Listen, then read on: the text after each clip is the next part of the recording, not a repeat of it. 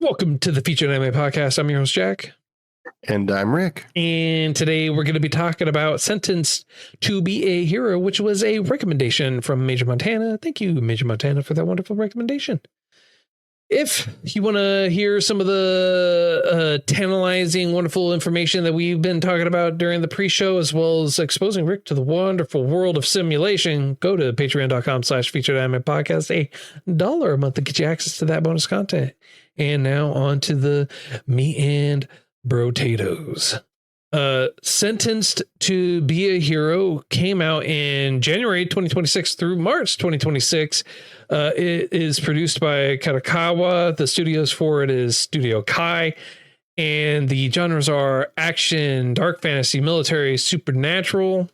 There are a lot of other themes or subgenres that you can definitely throw in here on this. It's based off of a light novel, though, and it is 12 episodes long as well. Now, Sentenced to be a Hero follows Xylo Forbats, a former Holy Knight commander who gets framed and convicted after being forced to mercy kill his own goddess when she was corrupted by the demonic blight. Rather than execution, though, he gets handed a punishment arguably worse: immortal military service on the front lines as a penal hero, fighting and basically an endless war against the fairy monsters and getting resurrected every time he dies, because dying your way out isn't an option.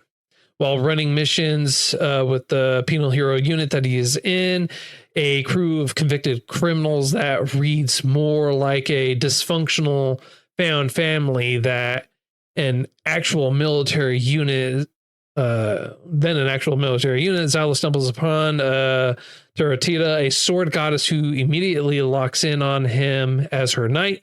Despite every reasoning in the world, she is basically bonding with him and forces him to form a pact with her. Anyways, this I want to say the real kind of details on this show is definitely in the sense that this is not your traditional hero anime, right? That, like, normally it's like, it's like hero. Someone gets summoned into a new world. They go out, they fight the demon lord or whatever it is, or they're going there to fight the demon lord. They're there to save you.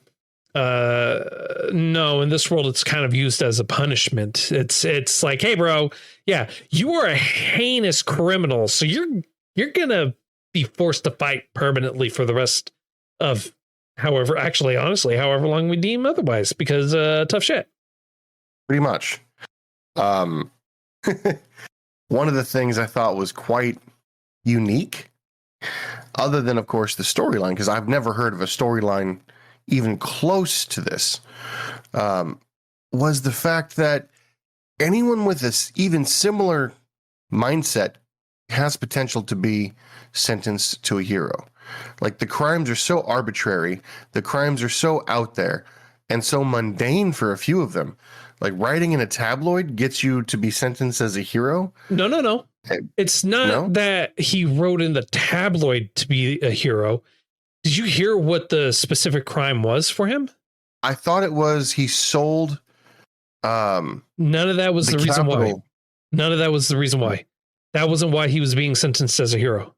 Okay, so I thought, just let me run through this real quick, and I'm going to try to reiterate it as best I remember it. But basically, he got caught for fraud and fraudulent things, but Correct. He was sentenced because he told the truth, unknowingly. Yes. Do you know what that truth was, though? That the demon blight that everyone's fighting was corrupting the higher-ups, or had corrupted the higher-ups in the organization. That is exactly why. And so they added an extra seal on him to prevent him from ever being able to speak about the truth like that. How does he get around it, though? Because he wasn't that quiet, I thought. He was actually quite loud about the truth on at least one occasion. Like speaking to the captain, like, are you suspecting that? I know what was it? No, speaking to Xylo, he goes something along the lines of Xylo was like, I read your tabloid stuff and I knew that, or it doesn't bother me, or it pertain to me. Like Xylo, who's our main character, is a very isolated type person, and even though he was wronged, he doesn't seem that upset by it because he can still be of use. Does that make sense? Like, yeah, he's not happy to be a hero, but at the same time, he's not rebelling like the others technically are. No, he is 100% rebelling. Like the thing is, and they even point this out at the very beginning, right? Is like, if they want to, they could kill him at any point in time. Like there is that seal, that mark around the neck that allows them to kill you instantly, blow your head off your body and kill you. So if they want you, yeah, and then bring you back, and you don't have to be brought back into your original body. They can put you back into whatever body they want. So it's not even a matter of you being killed to where you can't be thrown into a body. It's no, you can be thrown into whatever body they want you to be. That's horrifying. Yeah. But that was his crime.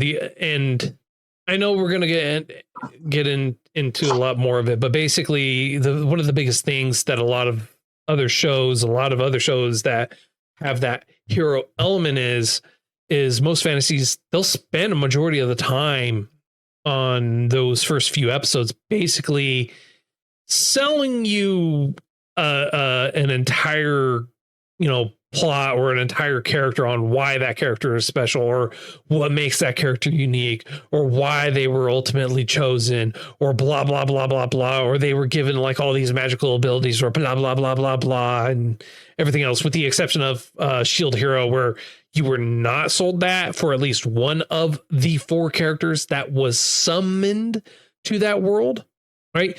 But this one, you have Xylo, who's basically like, hey, I am a hero, and you have these other holy knights that are looking at him going, bro, I'd rather die than have you save me.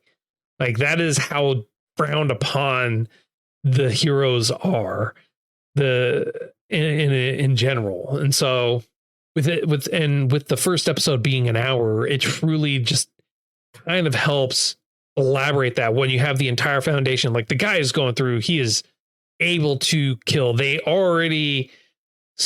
has that combat prowess. You learn about the hero and you learn about the penalties for it. So every time you die, you lose some of your memories and your own self-identity to where you eventually become nothing. Every time you die, you lose memory.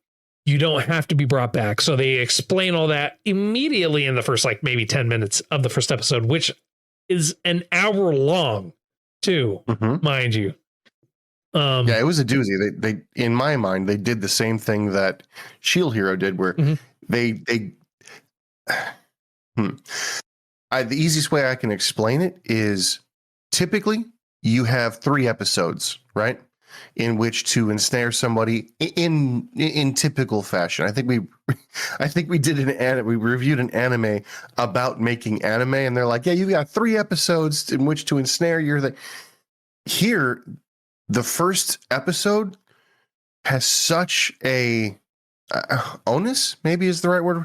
It has such a responsibility to draw you in, and they do it really, really well because they don't have to rush anything. They don't have to over-explain something. They don't have to skip over things. They're able to draw stuff out and make you emotionally connected, or at least in a little sense, want more. Right. And that's one of the things that they do really well. So in the first episode, they give you that front ground. They give you the explanation. They tell you all about it.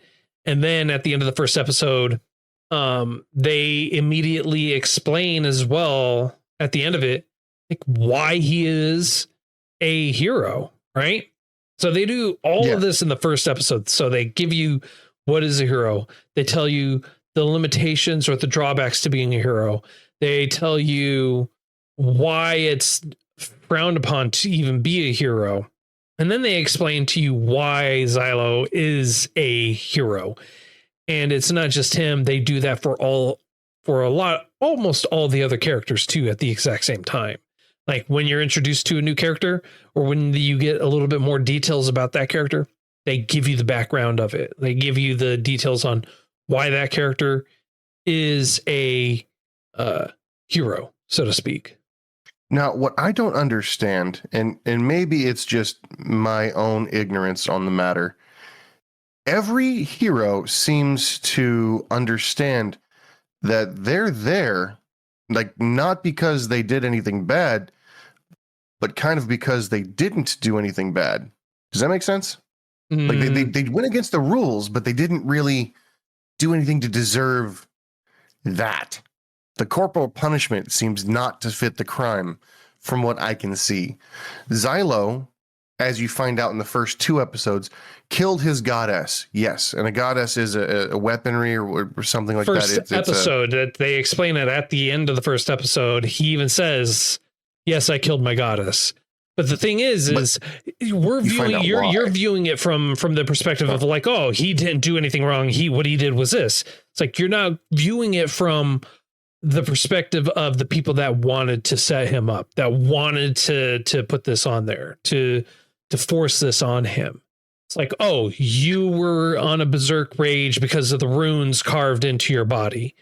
You wanted to go and do this. You weren't ever going to get reinforcements because you weren't sent there by anyone. You did this on your own. You killed your goddess because you wanted to. So it's like, yeah, looking at it from our perspective, yeah, the bro had a very good reason why what happened and what he did and very good reasoning for it. But you have literally the hierarchy saying, nah, dude's got to be a hero because of the horrifics of it, because of what he did. And then take the guy that went around, he has all these crimes and everything like that against him for like basically trying to sell the capital of the land and everything like that. And then printing the truth about that. Right. They wanted to give him that penalization for it to where he's like, bro, I don't understand why I'm doing this or why you're doing this is because it's like, well, it's because you got so close to the truth and that you were literally unknowingly basically committing treason of the highest order. And you were spilling basically state secrets that should not have been known to the public. That is crazy high. That's a new level of treason, right? So that's why he's got that conviction. You take the other guy, the one that basically Suva or whatever his name was. He is a trained assassin. They're like, oh, we know you killed 8 people. He's like, no. I killed 12. It was 12. See, I'm so honest. I'm a great guy. They're like, yeah, you've killed so many people that we even lost track. So your crime, your punishment is to do this. You're not going to be allowed to die because of the amount of deaths you caused, the amount of deaths you have racked up in your life. This is your crime. Take the thief, for example. Oh, yeah, dude, you have literally thousands of this. Greatest crime on there? Well, you know what? You tried kidnapping the prince and you stole a dragon and you broke out of prison and you wreaked havoc. It's like, bro, what? It's like, I didn't do anything. This is what's going on. No, this is the truth. This is what's going on. You're going to be sentenced to a hero because of this. That was the thief? That wasn't Dota. Yeah. The thief? Yeah. No, you're right. Yeah. You're right. I'm sorry. I keep mixing Dota up with the Dragon Rider. Yeah. But the reason why is because Dota stole a dragon. The Dragon Rider was producing drugs and then also tried causing an insurrection at the exact same time when he tried freeing the dragons. So they labeled him a traitor of the highest order, trying to cause an insurrection. Hence why he got slapped with that label. It's not that they were like, oh, these were menial crimes and these guys didn't really do anything. It's like, no, they committed treason. They were heinous murderers. One of them literally killed the goddess. The reasonings behind why all of them are sent there are obscured by the reality of it.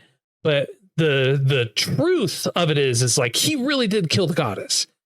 he really did Yeah. steal and break out and do all these crimes. He really did just spread information unknowingly that was highly classified, which is treasonous, basically. He really did do this other thing because, it's like, just, bro, you literally belong to an assassin organization and you just murder people and you have no conscience. So I have a weird question. I have a weird problem with that one. Yes, he was part of an assassin's guild, but 8 people? 12. For any regular person, yeah, that's a lot. But we've seen the heroes, the military come in and murk way more than just 8, way more than 10, way more like It wouldn't be just like random people that they're going in there and murking or whatever it is. Also, you have to understand that it's like, just in the last month you've killed 8 people, or you in the last. Okay, that I can get behind. Yeah, that's what it was. 100%. It's not like no, not in the entirety. It's like you just killed 8 people in the last like week or 2 weeks. It's like, no. Oh, okay, that makes so much more sense. It's 12. I thought they were like, we can track 8 to you, 8 murders to you, and they're high-ranking officials. And he's like, well, technically it was 12. And I was like, I thought it was not a short timeline. I thought it was like since he started.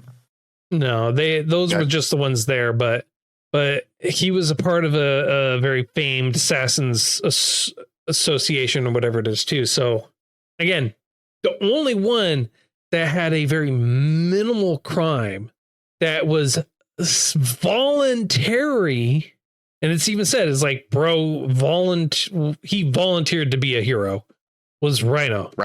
Yeah. And I don't know if it was a minor crime, because didn't he like blast artillery on a village? He destroyed the houses. He destroyed the houses. He didn't kill the people. He destroyed the houses. Oh, I thought he killed everybody. No, he destroyed the houses. And that's why Xylo said, it's like, yeah, the guy volunteered to be a hero, and his crime was like basically destruction of property. It's a kind of a piss poor reason to be a hero, but when you're crazy, you're crazy. Yeah.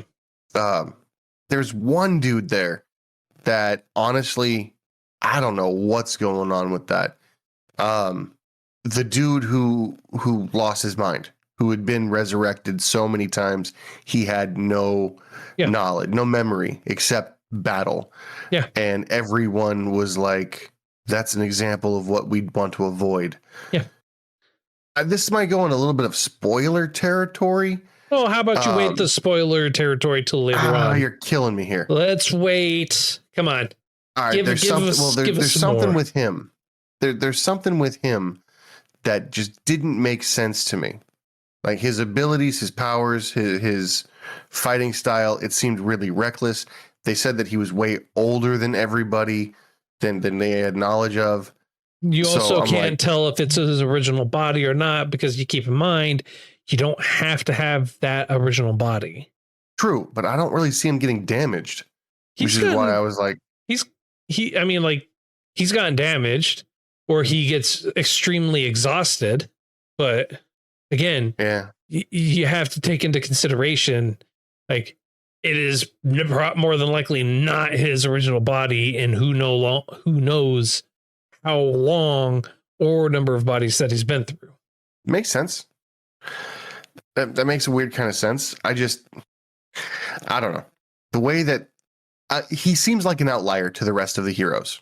We're just kind of curious. Do you have a favorite hero? Sorry.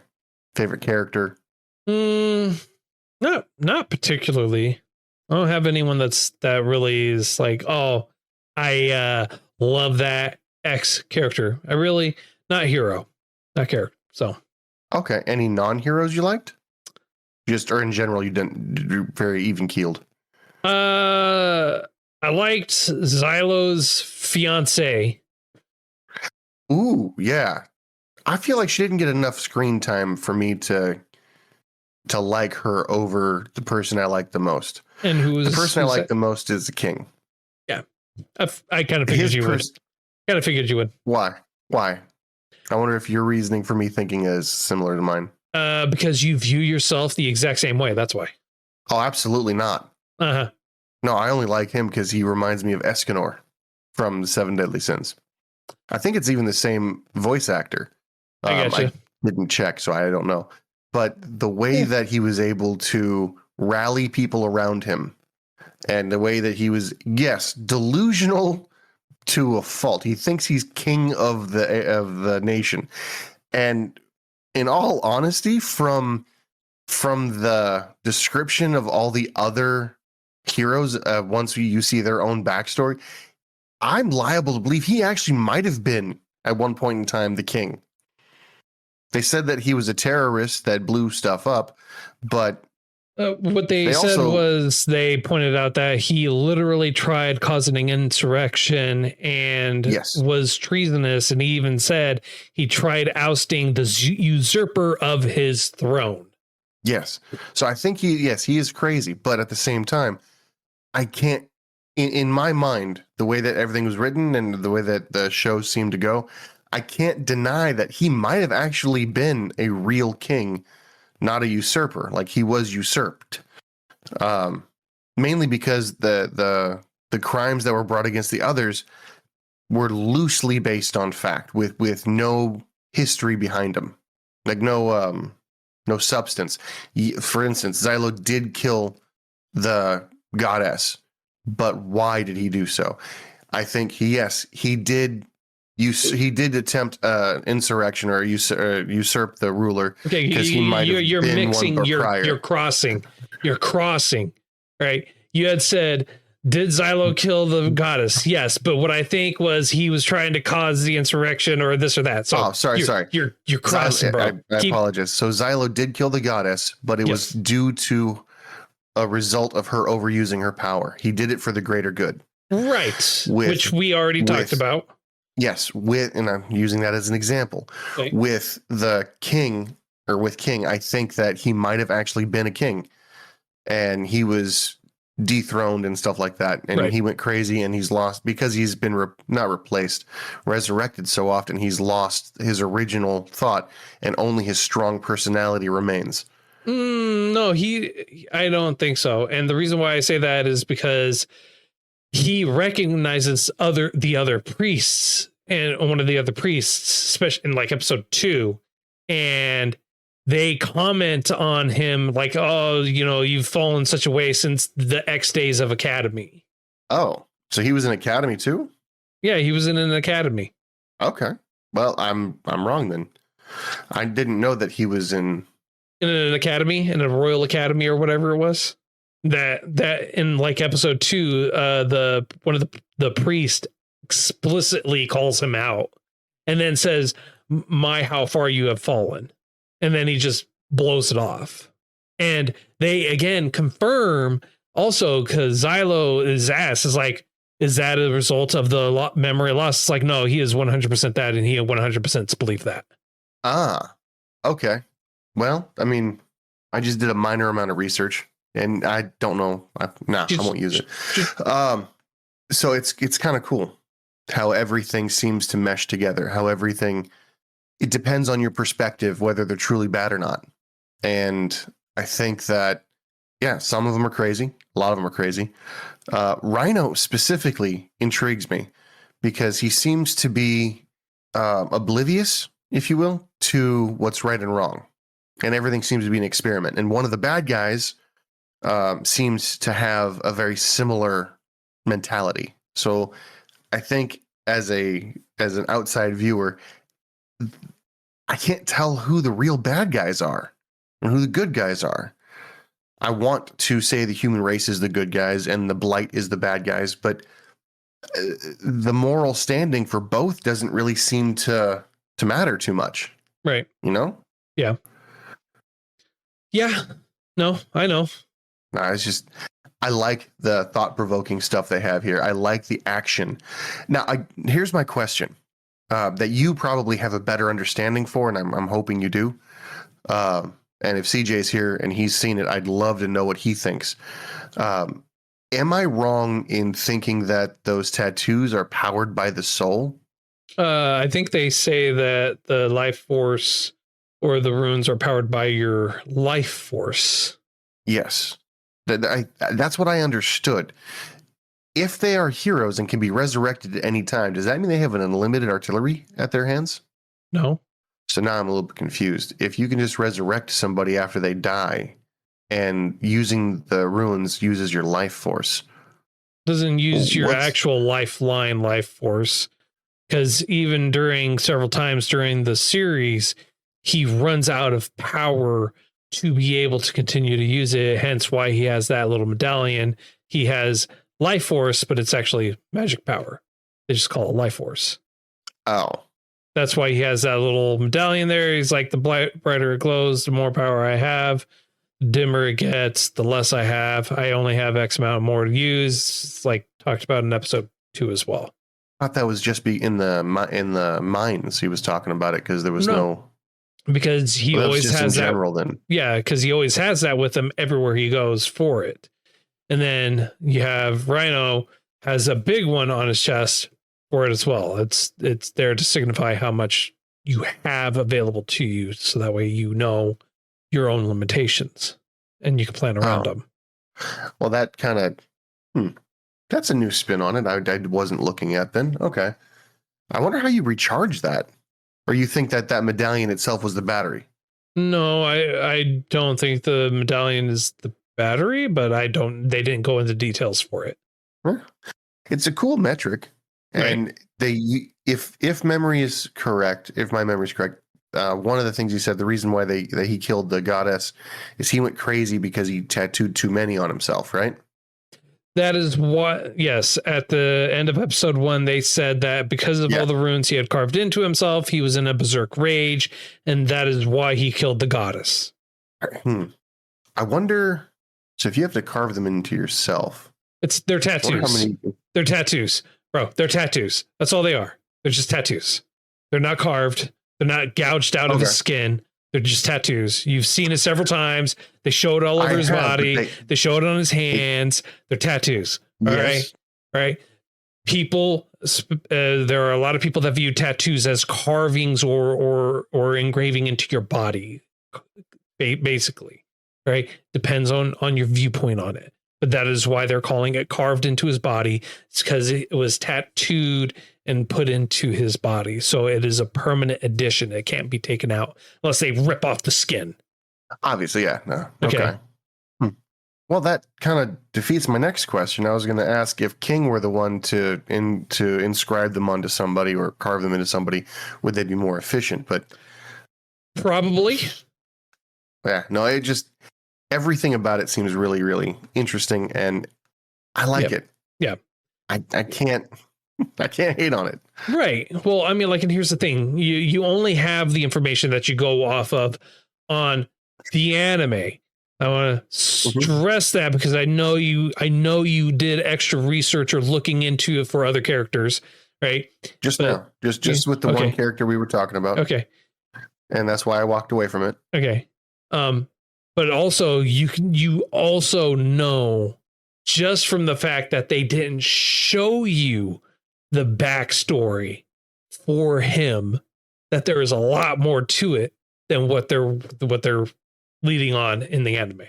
Because that's why I was asking so many questions, because I didn't know. Well, no, that's the thing, right? They want to allude to it and kind of go, oh, you have all this extra stuff, all this blah blah blah blah blah, and it's because everyone else, you got to see like the moment at which they were sentenced to be a hero.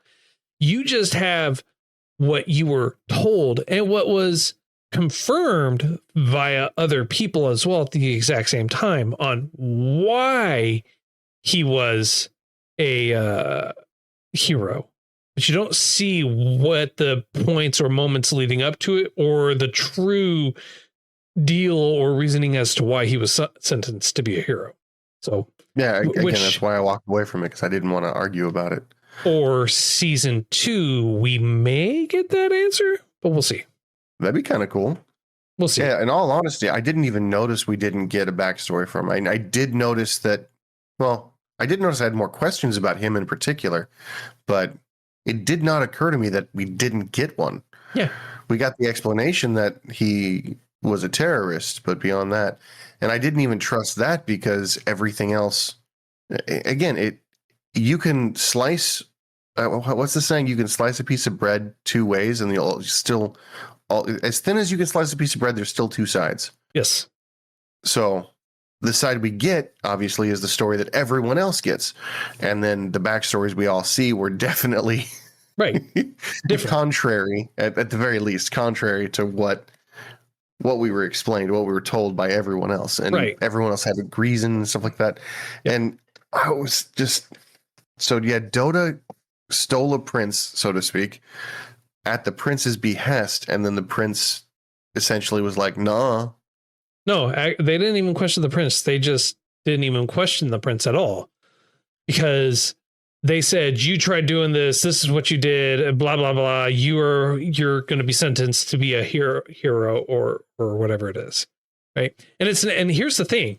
Here's the thing that's, and I'm trying not to go into too much detail, and we'll, in the post show, we will talk about basically everything that comes to light in episode basically 12, because I feel like that's going to be the best place to talk about these kind of spoilers is in the post show, for sure. I think it's acceptable. Yeah, but Dota, when you see his trial to be convicted, his original conviction was like, oh, because of all these thousands of crimes and everything like that, blah blah blah.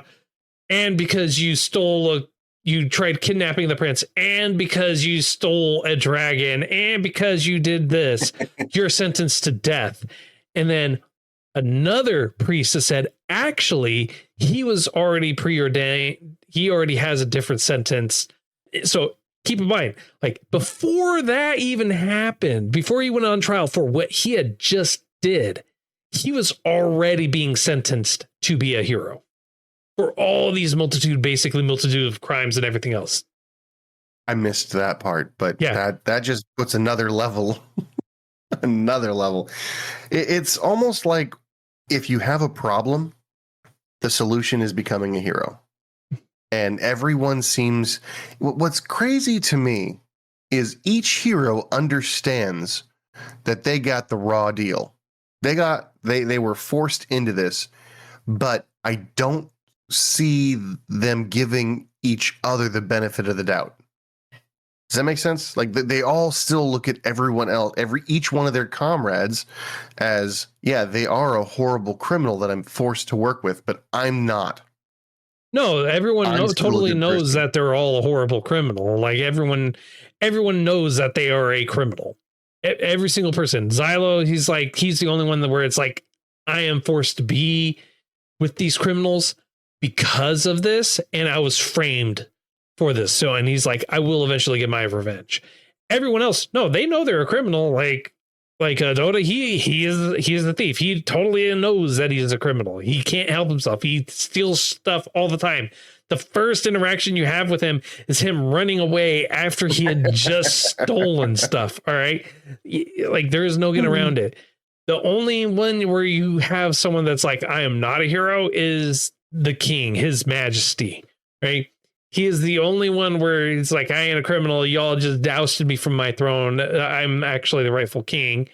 And so he's like, it's kind of a raw deal. And even then, Xylo's like, yeah, bro, it's like, I can't argue with you, man. Like, you exude everything that is of a king. You exude everything that is royalty, or that is a true leader of the people. And so he doesn't fault him, and he truly honors the guy as a majesty, as a royal. And that's why he says your royal majesty and everything like that. That's why he doesn't like give any hardships or anything like that to him. Like, he openly states it. He's like, because of how he is. It's like, hey, just kind of is. It's like, he inspires people. He's able to do this. He does this. His skills are the real deal. He is able to do all this stuff. It's like, I have no problem with the guy. Okay. I thought that he had said something to the effect of, he's so strong in his convictions, it's just easier to go along with his delusion, and it's not hurting anybody. Yeah, he's saying that to the captain of the guard, because he's trying to make it so that way they can easily work together, because it can easily be like a very hard thing to get to work with. It's like, what are you going to do? It's like, Xylo is basically the commander of his penal hero unit or whatever. He leads them, right? Just kind of, sort of. He was a captain before. It makes sense. Right. And so knowing how to, it goes back to like, you remember Dennis Rodman and Michael Jordan on the Chicago Bulls, right? Yeah. You can't coach those two guys the same way. They have very differing personalities, very differing styles, very differing everything. To be a great coach, like what their coach was, you have to coach them their specific way. And what makes a great leader, makes a great commander, is understanding how it can interact with your other people, with those who you're trying to lead. And that's what he's doing. He's like, hey, he's part of my unit. This is how you're going to interact with him, and you're going to get along great with the guy. This is how this guy is. I understand. I expect him 100% of the time to always disappear. That is, we need to take that into account for everything that's going on for this. What's this over here? This guy, he is blah, blah, blah. I fully expect him to just totally go off the rails for whatever reason. And he understands how everyone is. Yeah. Yeah. It's what a good leader is. And he never stopped being a good leader. I don't remember. Do we know what his original goddess, what her ability was?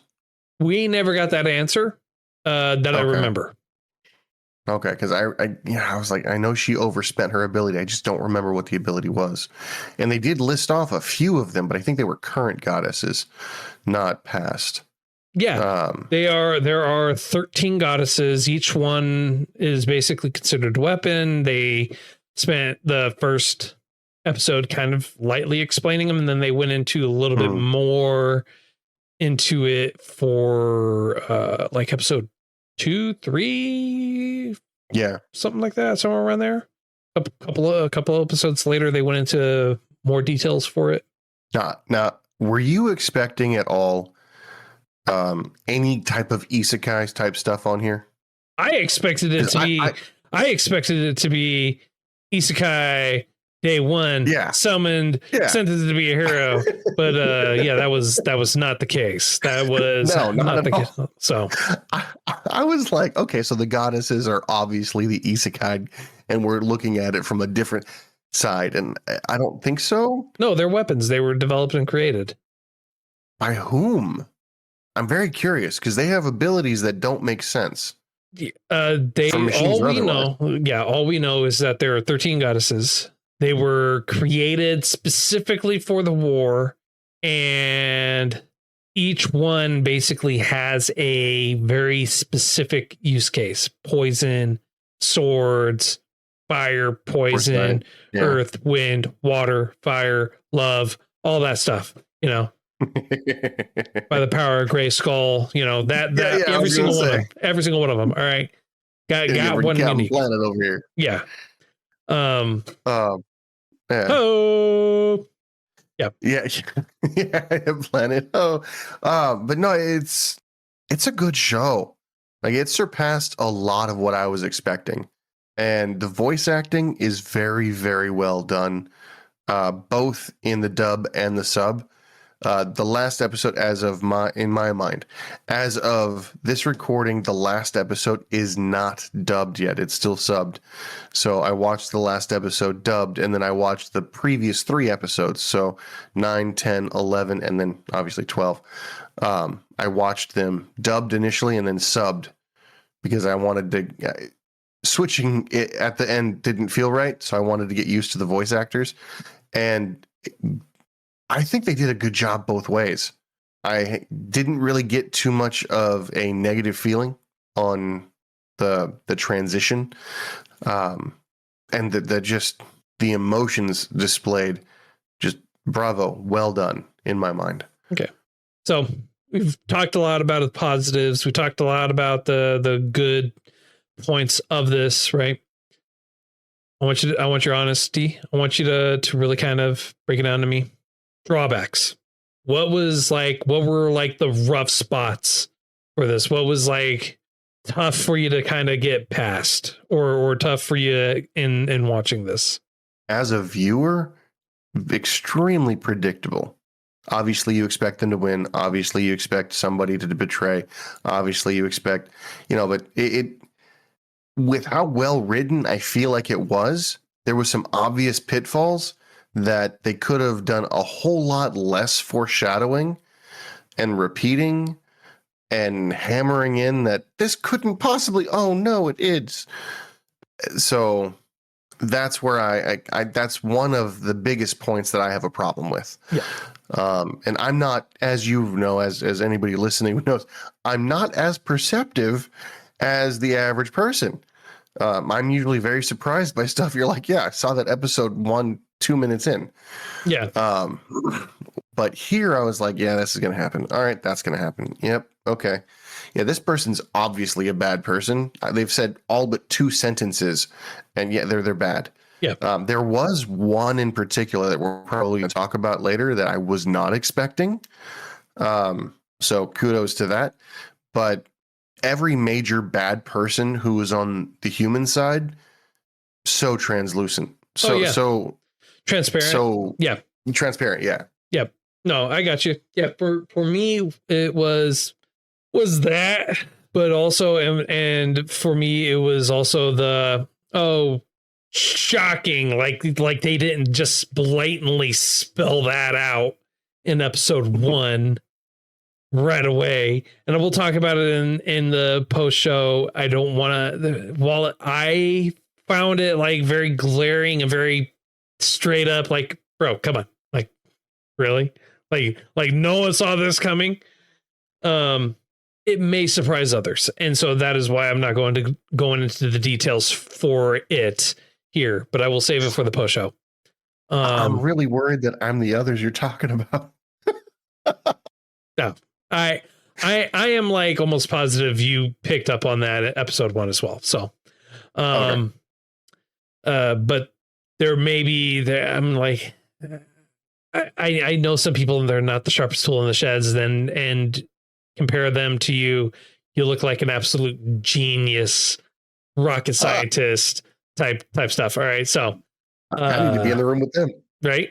So, all right. I don't have too much more I could really say about this, at least not without going into major spoilers, which we're going to talk about in the post show. Yep. What about you, sir? You got anything else? You got any other dealios you want to talk about? One of the things, the only other drawback that I thought you were going to touch on that I was kind of surprised you didn't, the incessant request for pats on the head and words of adulation. Yeah, it's a part of her personality. I get that. But I feel like we spent way too much time in each episode just waiting for her to, not waiting for her, but her asking, and then. Yeah, for me, that was just like background noise, and they laid it out. Like, they laid it out bare bones. Like, this is exactly how she's going to be. This is her straight up personality. This is how they were designed. Yeah, okay. That's why I could easily look past. Yeah. I mean, yeah. But for me, I could easily look past it. And it's not that it was unique to her. It was all the goddesses that had the exact same thing. So if it was unique to her, I would have had an issue with it. But because it wasn't unique to her, I don't have that big of an issue with it. Fair enough. And with that, I think we're ready for some numbers. What about you? Indeed, sir. So on a scale of up to 10, how would you rate this? For me, this was a 9. Everything was great except for the drawback of it being very predictable in certain aspects. I definitely would recommend almost everybody to watch this. It was a little on the gorier side, so if you're not really into that, then maybe avoid it. But other than that, I don't really have any negatives. I look forward to a season 2. I will be amazed if we don't get a season 2. And I feel like this is. I already told you that. I mean, like in the pre-show, I told you last week even that there's already a season 2 in production, that they are coming out with the season 2. Yeah, but like they already have a trailer and a cover art for it. I believe you, but until it hits like Crunchyroll or until I can watch it, I got trust issues, bro. No, you don't. So bad. No, you when don't. it comes to this stuff, I've been waiting. Yeah. And this year again, they did No Game No Life, just debauchery. Anyway. Yeah. So I look forward, and I can't wait for the second season to come out.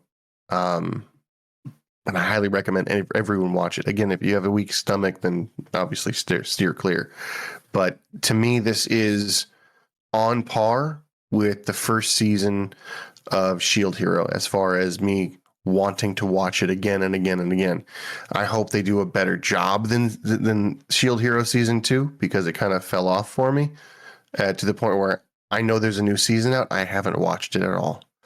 Not because I don't have time, but just I don't have interest, which is unfortunate because it's a phenomenal story. I digress. Anyway, cool. I hope they're able to keep the magic up. Yeah. For me, and what about you, sir? Also going to go with the 9 because it was a really great show. It was really good. It was enjoyable. It definitely had a different spin and viewpoint on the whole hero viewpoint and genre. However, I will say that there were some points in there where I was like, this is more than likely what it is. And I was not surprised, but surprised at how predictable it ended up being for some of the I guess surprise or core elements of it. So that's why I'm going with a 9, but it's still a great show. It's definitely unique and definitely worth the watch. I would definitely recommend it to a lot of people to check it out and watch. So next week we are going to be watching Edotama, which is a show that literally found by random. And that's what we're going to be watching next week. So if you feel like we did too much justice and not enough justice or anything like that, feel free to contact us and let us know. All our contact information is in the show notes, as well as on our website at featuredanimepodcast.com. You can also join us on Discord and talk to us and hang out with us in there. And then, of course, on stream as well, where we stream majority of our episodes on twitch.tv/featured anime podcast. And then, of course, we have some affiliate links for you as well for Crunchyroll. Get yourself a nice free trial or get a discount off their store. Links for you are in the show notes for that. And then let's not forget about Tokyo Treats. Nice, wonderful, delicious treats every single month coming straight to you. If you use our affiliate link along with coupon code featured anime, you get $5 off that very first box. And trust me, the treats are worth it. And of course, let's not forget one of the best ways you can support us is by going to patreon.com/featured anime podcast. If you go there, $1 a month to get you access to bonus content that we usually post with every episode. And of course, don't forget about some swanky swag, shop.featuredanimepodcast.com. And until next time, I'm Jack. I'm Rick. We'll see you next time.